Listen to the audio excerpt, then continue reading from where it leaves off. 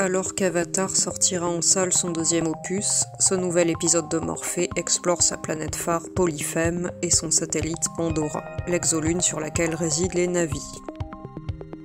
Si un tel monde fait bien évidemment rêver, qui ne voudrait pas se tenir sur une île flottante, il soulève la question du réalisme scientifique.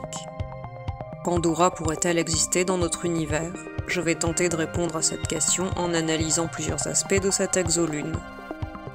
Une exolune est un satellite naturel qui orbite autour d'une planète plus grande que lui, située en dehors du système solaire. Tout d'abord, où pourrait se situer Pandora dans l'univers? Cette dernière, au même titre que Io, la lune de Jupiter, orbite autour d'une planète accompagnée de 13 autres satellites dont on ne parle pas dans le film Avatar. La planète se nomme Polyphème en l'honneur du fils de Poséidon, le cyclope qu'a combattu Ulysse. Cette planète orbite elle-même autour d'un système triple d'étoiles, le système Alpha du Centaure, situé, comme son nom l'indique, dans la constellation du Centaure. Il est le système stellaire le plus proche de nous, à quelques 4,37 années-lumière. Il contient deux étoiles proches, Alpha Centauri A et Alpha Centauri B, et une bien plus éloignée des deux autres, Proxima du Centaure, si bien que l'on peut considérer le système comme étant binaire. Les deux étoiles, A et B, sont toutes deux des naines jaunes de taille similaire au Soleil. Pour qu'une planète autour d'un tel système soit viable, elle ne doit orbiter qu'autour d'une seule des deux étoiles, au risque de se faire éjecter du système stellaire. C'est bien le cas de Polyphème qui reste autour de Alpha Centauri A. Elle en est cependant suffisamment proche pour ne subir que son influence gravitationnelle à moins de 2 unités astronomiques. Une unité astronomique est égale à la distance Terre-Soleil. Polyphème est une planète géante gazeuse qui ne doit pas dépasser la masse de Saturne. Jusqu'ici rien d'impossible. Dans un tel système, il pourrait tout à fait se trouver une zone habitable dans laquelle se trouve Polyphème et son satellite Pandora.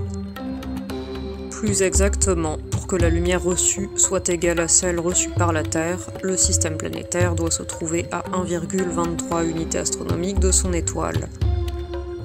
Revenons au contexte qui se déroule sur cette exolune. Au XXIe siècle, l'humanité traverse sa pire crise énergétique au point de vouloir piller des civilisations extraterrestres. Dommage pour Pandora, ce satellite abrite un matériau miracle, le nobténium. S'ensuit alors un affrontement entre les habitants de Pandora qui refusent, à raison, de laisser les humains détruire leur habitat et les méchants terriens aveuglés par l'appât du gain. Le film, qui se veut engagé écologiquement, livre une véritable apologie de la nature en montrant des paysages époustouflants, notamment par la bioluminescence présente partout sur Pandora. Et si, de toute manière, la vie n'était pas possible sur Pandora? Il est très peu probable qu'une vie se développe sur Pandora. En effet, celle-ci étant très proche de sa planète, il y a un risque d'emballement de l'effet de serre. Dans ce cas, l'atmosphère du satellite deviendrait similaire à celle de la planète Vénus et donc irrespirable et hostile à l'apparition de la vie. Il faut donc une distance minimale pour éviter ce phénomène, mais une autre condition nécessaire à la présence de la vie se trouve être la protection contre les rayons cosmiques, autrement dit la protection de l'exolune par la magnétosphère de sa planète hôte. Or, pour que la protection soit suffisante, il faut que les deux astres soient très proches, tellement proches que cela provoquerait alors un emballement de l'effet de serre. Imaginons néanmoins qu'une vie apparaisse et que les Na'vi puissent exister. De quoi se compose leur atmosphère? On le voit dans le film, l'air n'est pas respirable par les humains, mais pas toxique. Ils n'ont besoin que d'un masque, mais peuvent laisser la peau à l'air libre lorsqu'ils explorent Pandora. On apprend aussi dans Avatar que, sans masque, un humain devient inconscient en 20 secondes et mort en 4 minutes, une donnée qui permet aux astrophysiciens d'imaginer une atmosphère qui contiendrait bien plus de CO2 que sur Terre, où la teneur moyenne est d'environ 0,04%. On en arrive à la problématique de la température trop élevée par rapport à l'effet de serre versus la protection des rayons cosmiques par le champ magnétique de Polyphème. Enfin, le nobténium, la cause de l'arrivée des humains sur Pandora, peut-il être un supraconducteur? Le suffixe ium évoque un élément atomique plutôt qu'un minerai, dans lequel on aurait plutôt le suffixe it. Ce matériau presque magique permet à certains endroits de la Lune de flotter, d'où les îles flottantes dans le paysage de Pandora. Or, l'une des possibilités invoquées pour une telle prouesse se trouve être la lévitation magnétique avec des supraconducteurs. Certains matériaux, lorsqu'ils sont refroidis à température très basse, deviennent supraconducteurs. Leur résistance électrique devient nulle.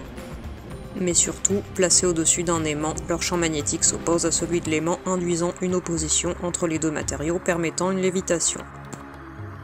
Mais pour faire léviter des îles flottantes dont le poids est considérable par rapport à un petit échantillon, le champ magnétique calculé par les astrophysiciens atteint 10 000 Tesla.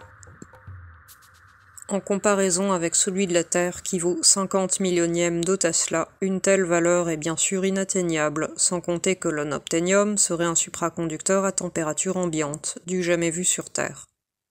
Il ne peut pas y avoir d'île flottante sur une Pandora réaliste présente dans notre univers. Bonne journée et à bientôt pour de nouveaux contenus.